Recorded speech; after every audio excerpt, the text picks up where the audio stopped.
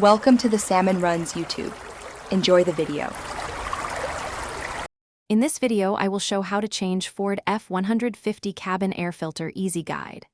Open the glove box, lower the stops, press the housing tabs, and slide out the old cabin air filter for inspection.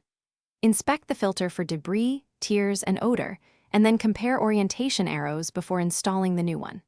Make sure the new filter seats fully and reinstall the housing clips, glove box stops, and test airflow to confirm proper installation. Start by lowering the glove box and finding the dampener arm or stops that limit travel. Release them carefully to access the filter housing. Press the tabs on the housing cover and swing it open, keeping fingers clear of sharp edges and clips.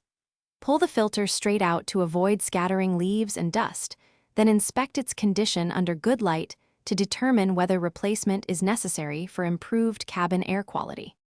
If you're finding this guide helpful, please subscribe and like so I can make more car tips for you.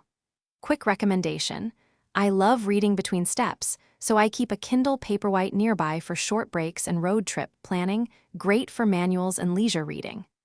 Check the description for the Kindle link and other deals I mentioned earlier. Then now let's get back to the video.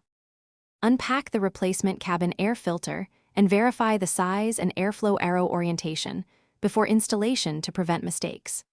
Place the filter into the housing with the arrows pointing toward the passenger compartment and ensure it sits flush without bending the pleats.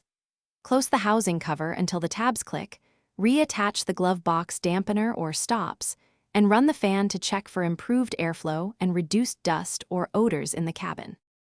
Thanks for watching. Consider subscribing if we helped you.